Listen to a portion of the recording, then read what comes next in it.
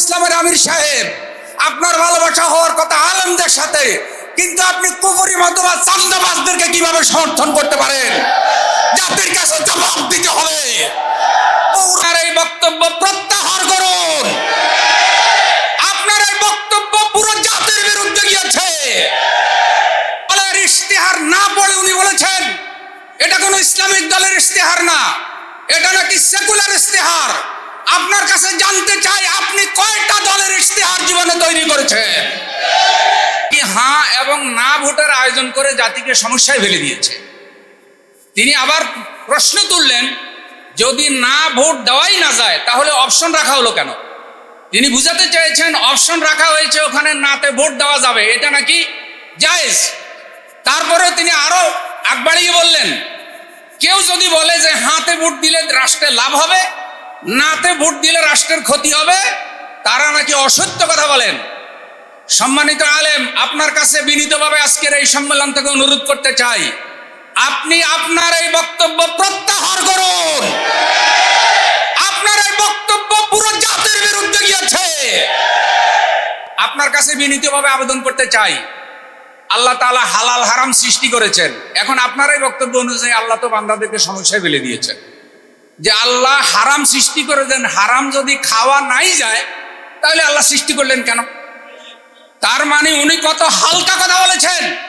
কেন না অপশন রাখা হয়েছে তার কারণ উনি বুঝতে পারেন নাই। উনি লক্ষ লক্ষ মানুষের সামনে একটি দলের ইশতেহার না পড়ে উনি বলেছেন এটা কোনো ইসলামিক দলের ইশতেহার না, এটা নাকি সেকুলার ইশতেহার। আপনার কাছে জানতে চাই আপনি কয়টা দলের ইশতেহার জীবনে তৈরি করেছেন?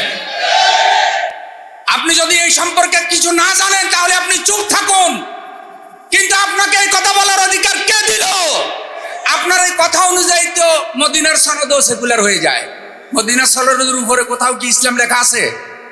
হুদাইবিয়ার সনদের কোথাও কি ইসলাম লেখা আছে? ওলামাদের কাছে আমাদের আবেদন, দয়া করে জাতিকে বিভ্রান্ত করবেন না। আপনি ইনিয়ে বিনিয়ে নায়ের পক্ষে অবস্থান নিয়েছেন, নায়ের পক্ষে অবস্থান নিলে আপনার খতিবি অবৈধ হয়ে যায়। জুলাই আন্দোলন যদি প্রতিষ্ঠিত না হয়, জুলাই সনদ, তাহলে আগের সংবিধান বহাল। তো আগের সংবিধান বহাল মানি বর্তমান নির্বাচন অবৈধ। যেই পরিবর্তনের কারণে আপনি চেয়ার পেয়েছেন সেটা অবৈধ হয়ে যায়। অতএব যেই গাছের আগায় বসে আছেন সেই গাছের গোড়া কাটবেন না। শেষ কথা, শেষ কথা, ওদেরকেই ভোট দিবেন। হে বাংলাদেশের নারী পুরুষ ভোটার ভাই বোনেরা, তাদের আশেপাশে কারা আছে তাদেরকে দেখে ভোট দিবেন। যদি দেখেন যে প্রার্থী আপনার কাছে এমন লোক নিয়ে এসেছে যারা আশেপাশে সন্ত্রাস, চাঁদাবাজ, দখলবাজ, ঋণ খেলাফি, তাহলে দয়া করে তাদেরকে ভোট দেবেন না। কারণ এই লোক যদি নেতা নির্বাচিত হয়, সংসদ সদস্য নির্বাচিত হয়, ঋণ খেলাফি, সন্ত্রাস, চাঁদাবাজেরা পুরো জাতির ভাগ্য নিয়ে সিনেমিনি খেলবে। সুতরাং যাদের সাথে ভালো মানুষের সম্পর্ক, যাদের সাথে আলেম ওলামা আছে, যাদের সাথে ন্যায় নীতি ইনসাফ আছে, যাদের চরিত্রে দুর্নীতির ইতিহাস নাই, কলঙ্কের ইতিহাস নাই, তাদেরকে ভোট দেন। ভাই এখানে যত আলেম ওলামা আছে ওনাদের মোবাইল তালাশ করলে আরো হুজুরদের নাম্বার পাবেন। চান্দাবাজের মোবাইল তালাশ করলে 10-12টা চান্দাবাজের নাম্বার পাওয়ার সম্ভাবনা আছে না নাই? সবার সাথে সবার ভালোবাসা হয় না। সুতরাং নির্দলীয় সংগঠন হেফাজত ইসলামের আমির সাহেব, আপনার ভালোবাসা হওয়ার কথা আলেমদের সাথে, কিন্তু আপনি কুফরি মতবাদ চান্দাবাজদেরকে কিভাবে সমর্থন করতে পারেন? জাতির কাছে জবাব দিতে হবে।